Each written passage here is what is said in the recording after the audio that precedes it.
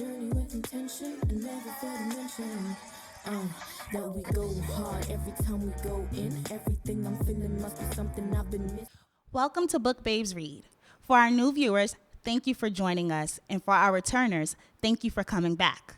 Before we begin, please make sure you subscribe to our channel so that you never miss a video. We'll wait. Okay, let's quickly remind the viewers of who we are, and then we'll jump right in. I'm Danica. Hey, y'all. I'm Bridget. I'm Takesha. And I'm Erin. Up until present day, Black people continue to be marginalized and treated as less than in this country. It is so disheartening that we are still in this fight and on this journey, but conversations like the one we're going to have today need to be had and continued. Today, we will be discussing Uncomfortable Conversations with a Black Man by Emmanuel Acho.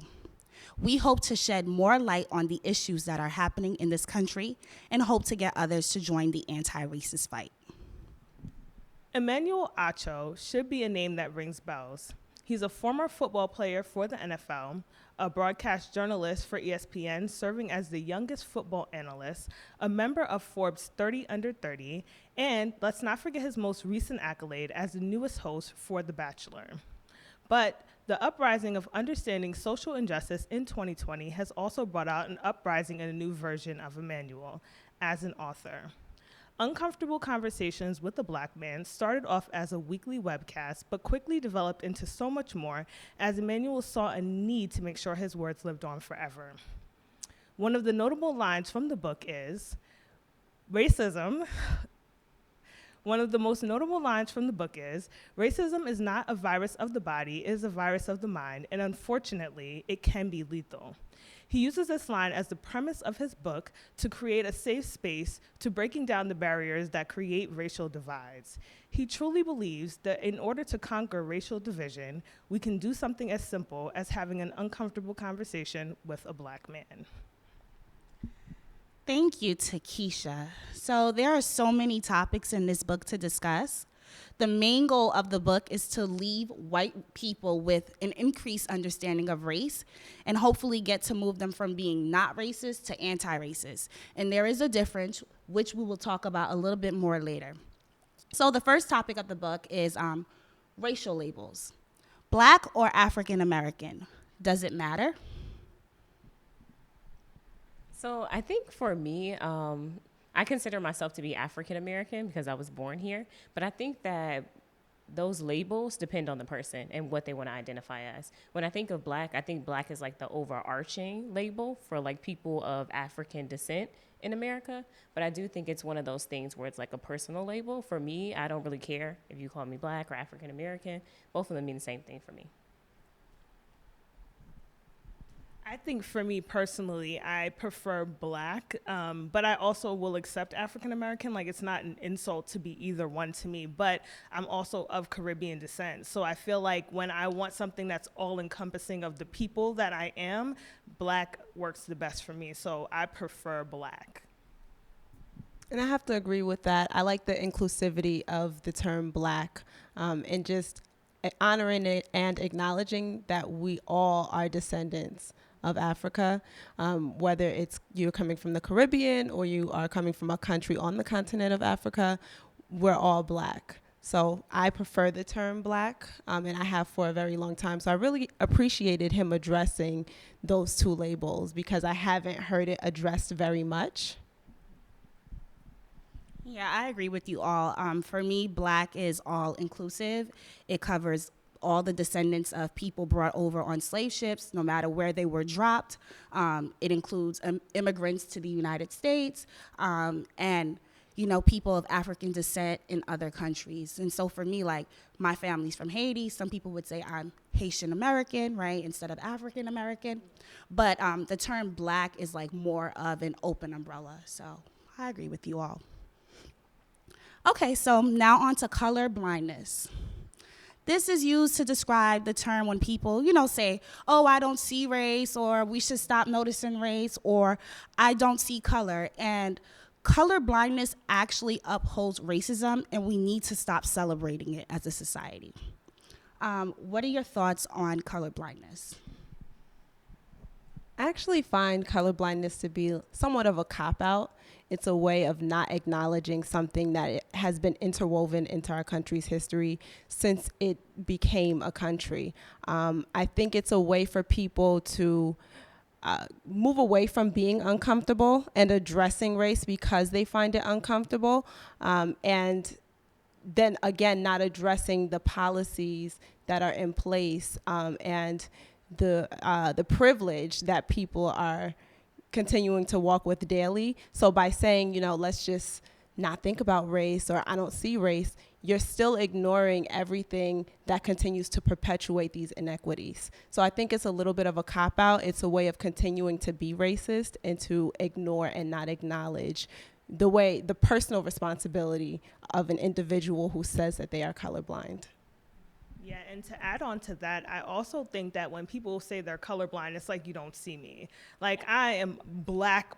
Like you cannot not see me, and it's true. Like, and so when someone's like, "Oh, I'm colorblind and I don't see color," I actually take it as an insult because it's like, how could you not see me being black? How can you not see the things that we as a collective go through? And I agree with you. It's a total cop out because it's your way of saying, "Oh, your skin color doesn't matter," but unfortunately, it does matter. And it shows up in so many different ways that we'll get into later on in the book, but it is really a cop-out, and I don't like when people say it. I think it's very disrespectful. I agree. It doesn't take into account our experiences as Black people, and it's very real. I thought of like the doll experiment. You guys know the doll experiment with the kids, and they presented little kids with 2 dolls, one white, one brown, and all the positive notes were about the white doll and everything negative was about the black doll, and it's there.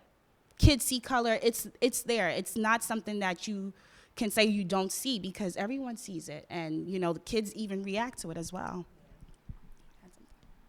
Yeah, I definitely agree. It's one of those things too where it's like Takesha said, like, you don't see me. How can you not see me in all my individualness? Like, that makes no sense. Like, ridiculous. And also to top off your point, Danica, I actually recently posted something on Instagram where it was a young white girl who was looking at all of these black dolls. And I thought the stark contrast, right, of like how we grew up where we would be in the toy store looking at all the white dolls. And it's like even not having that representation, you can't tell me you don't see color when you can see that there's no representation even in the materials that we have, the dolls, the things we play with, the things we interact with. So color definitely does matter, and seeing and acknowledging it, I think, is a huge part of something that we need to work towards. Yeah, so they need to stop with that. I don't see color. I don't see race. Yeah, stop. Okay, so on to white privilege. So white privilege is basically having advantage built into your life. It's not saying that your life hasn't been hard, let's be clear, but your skin hasn't contributed to the difficulties in your life. So, Takesha, is white privilege real? And if it is, how does it show up? Or where have you seen it? Everywhere. I mean, to be honest, he made a really good point that we live in a white world and we live in a world that was built on whiteness. So it's, I think, sometimes hard for white people to recognize privilege because they want to do that defensive act where it's like, oh, me? No, I'm not white and I'm not privileged. Like, they start doing that whole dance, which is really weird and uncomfortable too. But my point is like, it is everywhere. You see it yourself. You see it in the government. You see it literally in work. I'm sure you see that when you go to work, at least for me anyway.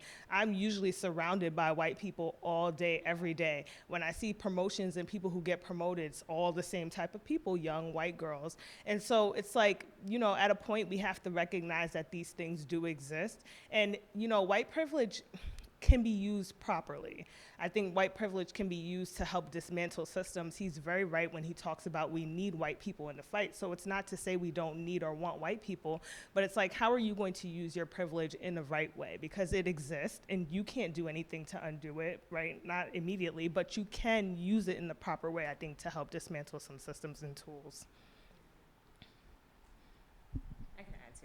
Yeah, I would definitely agree. White privilege definitely exists, and people don't want to acknowledge it because when you acknowledge it, now you have to acknowledge that level of guilt because you know that you have benefited from just your skin tone, right? So like now you have to acknowledge that, oh wow, like I'm actually contributing to the problem. And it doesn't mean that like, you know, you're necessarily doing it on purpose. We get it. White privilege is something that you just have just for being born white, right? But people don't want to acknowledge that level of guilt and that level of privilege that you have with it, which is a problem. So move past it.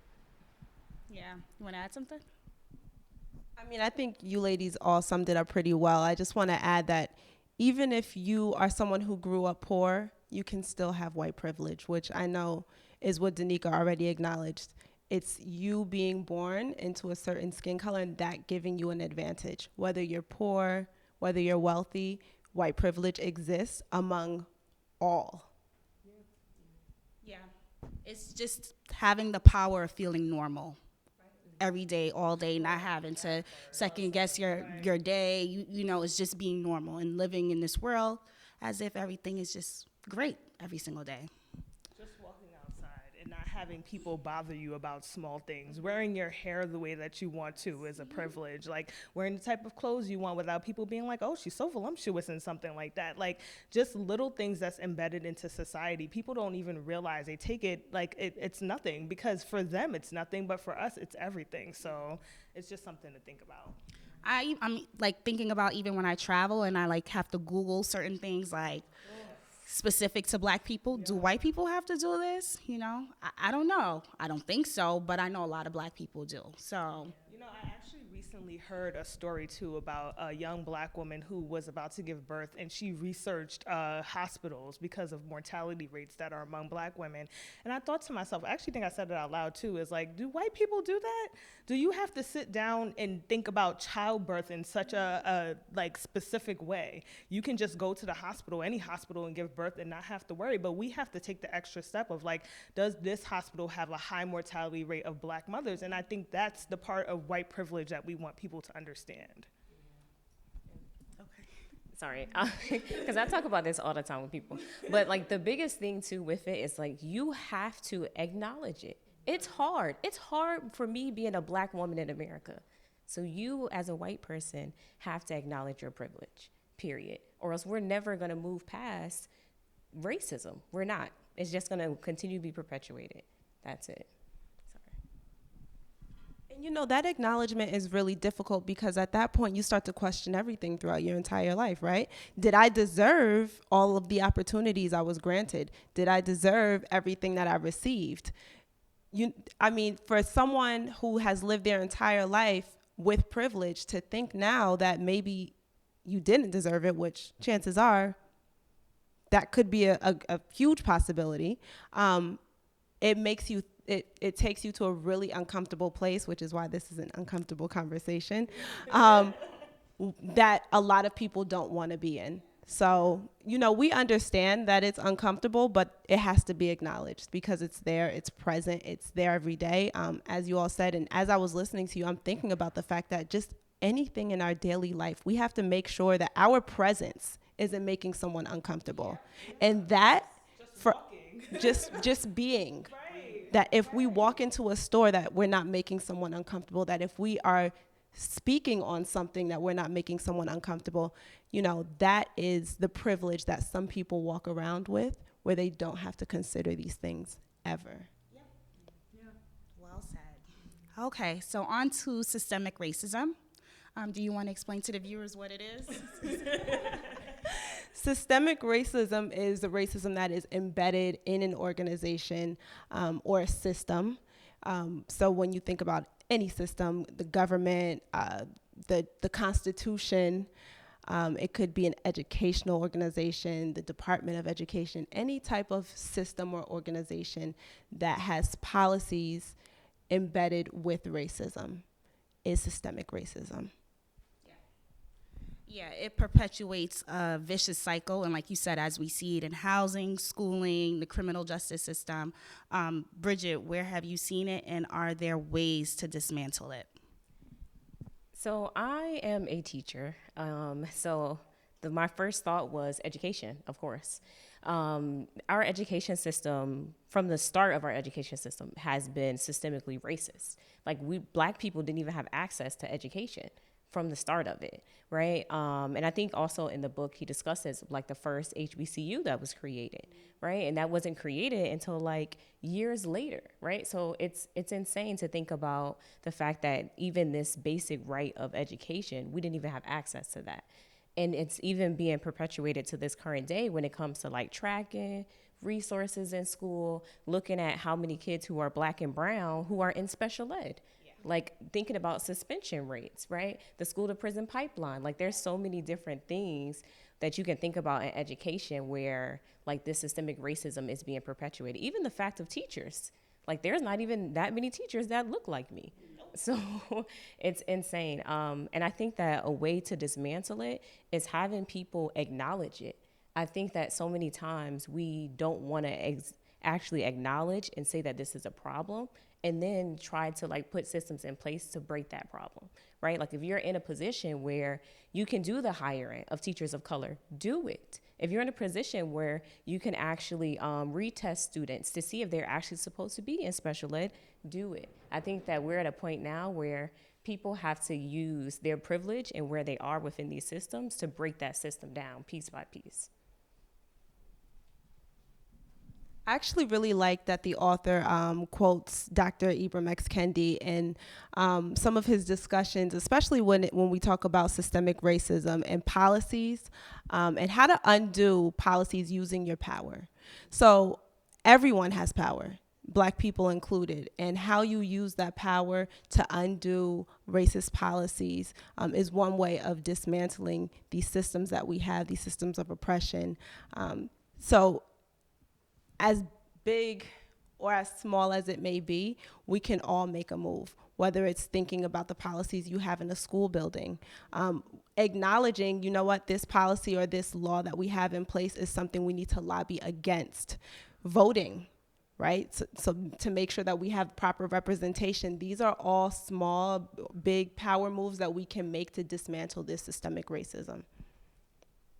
Yeah, and I agree with you both. Like, I think it just shows up, systemic racism, I think, shows up in a lot of different ways. And even when you think about, like, our own power, right, and our power within even voting and how they still try to suppress our votes, like, you have to really think about these different systems and making sure that you're electing people into office that actually serve you. Not people who sound like they're going to serve you, but people who are actually willing to do the work on behalf of our communities, because sometimes these governors get in and then they're like, okay, we're going to take away this right from Atlanta or this right from Texas in order to make sure that your vote doesn't count at a later date. So those are just some things to think about too, because even within our power, it can still be restricted because of systems of oppression. Yeah, I agree with everyone. It's real, it's there, redlining, mass incarceration, school to prison pipeline, it's there. If you're not familiar with these systems that were put in place, look it up. All right, so cultural appropriation versus appreciation. We love to see Black culture celebrated. We do, we really do, but not when credit isn't given or without knowing the history. What are your thoughts on cultural appropriation versus appreciation? Woo, it's a hard one because truth be told, it's a very, very, very, very fine line. The thing that came to my mind immediately when thinking about this was Kim Kardashian, right? And she started rocking things like, I think braids, like cornrows. And oh my God, look at this new style Kim Kardashian came out with. No, she did not. Like boxer braids. And then I saw an article, I forget what magazine it was in, and it was talking about nail art. And now all of a sudden it went from something that was considered ghetto to like, oh, look at this new trend of nail art.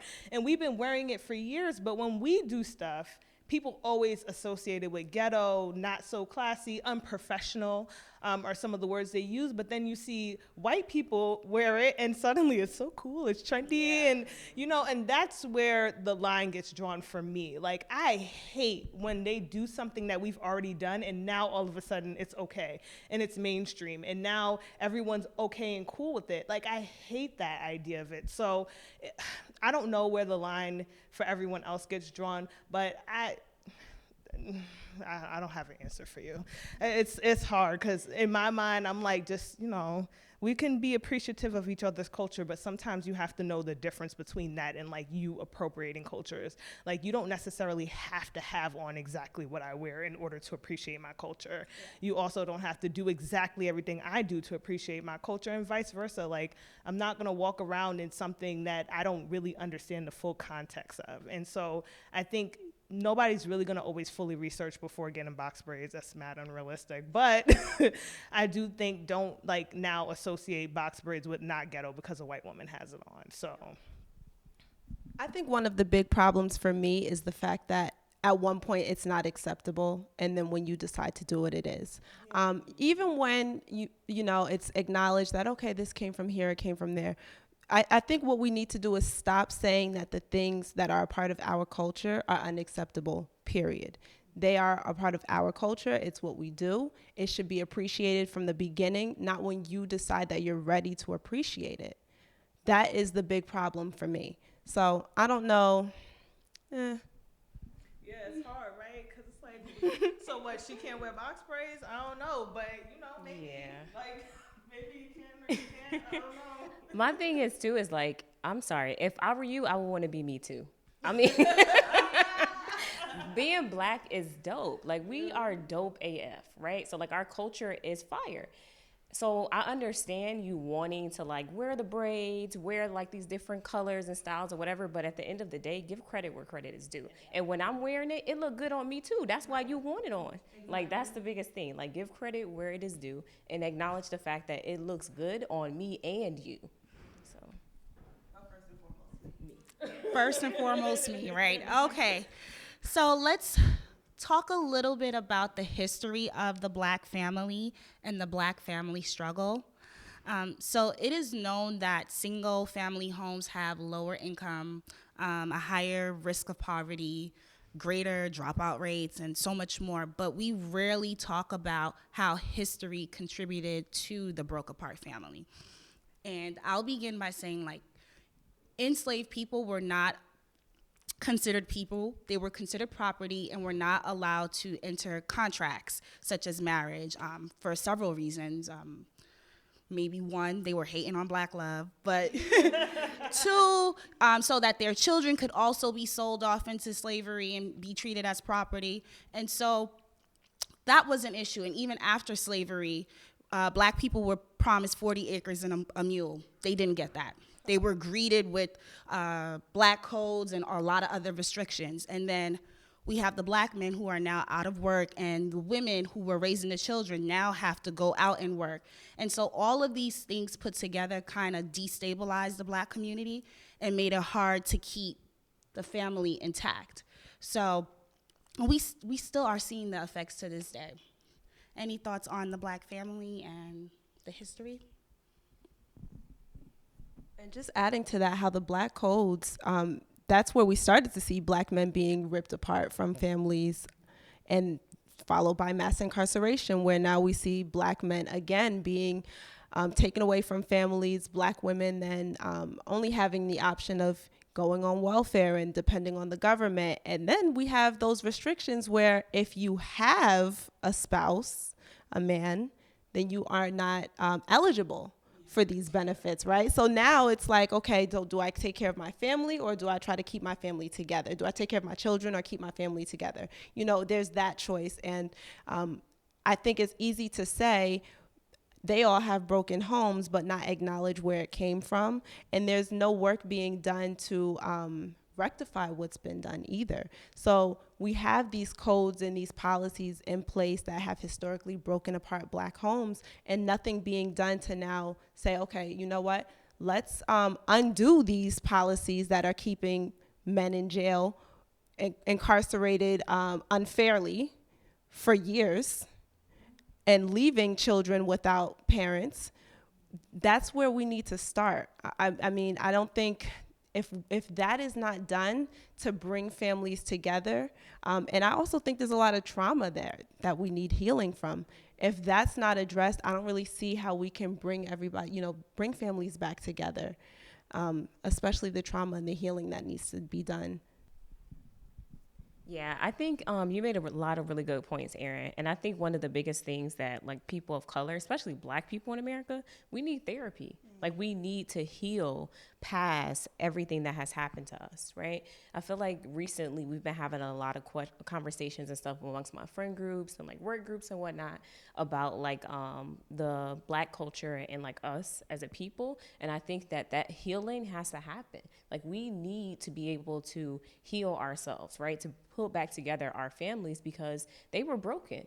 Because how do you break down a people to get them to do what you want them to? You have to dismantle their family. Family is powerful. Yeah. There is power when you have people who are standing behind you and are willing to fight for you, right? So like we need to be able to get to that space where we understand that we need to be together. We have to come together. Okay, so the last couple of chapters discuss fighting for change and allyship from white people.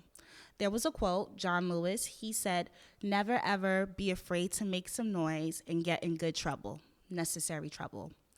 Thoughts on this and also allyship from white people?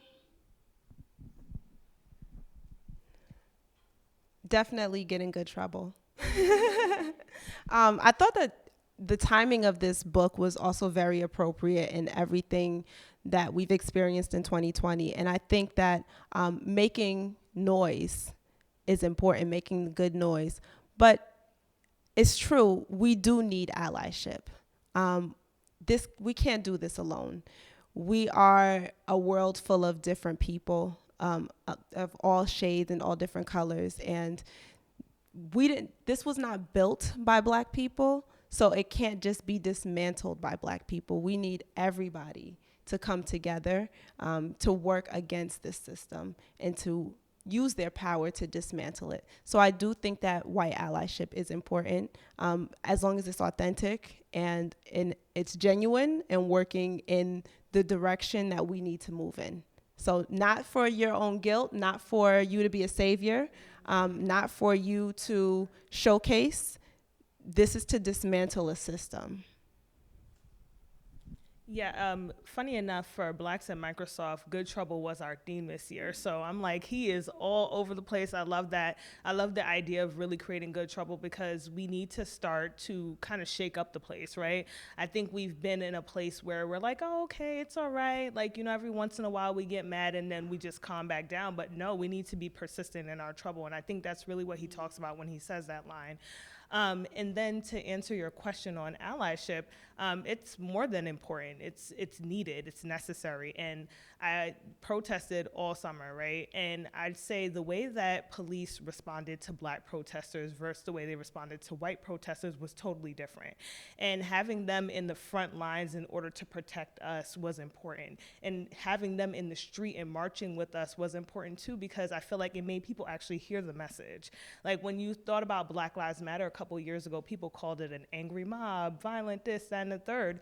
But then when white people started actually getting into the fight, now we see policy changes. We see people actually, I think there's a George Floyd law that's coming out now that really talks about police brutality. So I think it's very necessary to have them in the fight, and I think that they need to make sure that they understand what active allyship is, what co-conspirators are. As Erin said, we don't need people out there for the show. Don't take your little Instagram picture, like he said in the book, and keep it moving. Like, we need you to constantly be in the streets with us because this pain doesn't just end after the protest is done. Yeah, I agree. I think if white people are part of the problem, they need to be a part of the solution. And like you said, we don't need any saviors. We need people who authentically want to be a part of this fight and of this journey and who are willing to risk their white privilege in the name of justice and, speaking up for people with marginalized voices. So yeah, if you want to join the fight, you need to show up and show out and just be willing to give it your all from an authentic place. I definitely completely agree. The only thing I would add to is when you're in that position of being a white ally and you feel uncomfortable and you're scared and you don't want to say something, think about how we feel as Black people waking up and existing, right? So think about why you're doing this. Give that as your push to make that good trouble, right? It's not easy. It's hard. It's hard for me existing. So whenever you're in that mood, just think about that and use that as your fire to open your mouth and say something. All right, so now it's time to transition to Rate That Book. For our new viewers, Rate That Book is a segment where we give the book we're discussing a rating from 1 to 5, and we use one adjective to describe it. So choose wisely. Okay.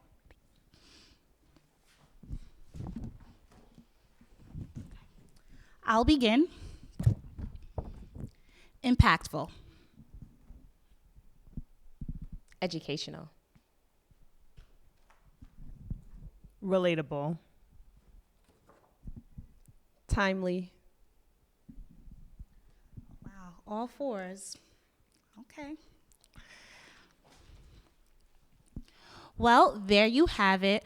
Uncomfortable Conversations with a Black Man by Emmanuel Acho. We really hope that you enjoyed this episode, and Make sure you like, comment, and subscribe to our channel. Leave us some comments. We would love to hear from you at Book Babes Read. yes, I think that's it. Yeah. Yep. Bye. Please know the clock will tick. So while you get lit, focus on your grind. You'll reach your prime. When it's your time, will you remember? Remember, you shine. Two separate styles fight the mesh within the anguish. Misunderstood, unable to speak each other's language. Where the symmetries align, I have hopes been crushed. Loyalty, while our eyes wide shut on some Stanley Kubrick. Life's a puzzle like a rubrics in which you begat these other notes flat. Sing your soul and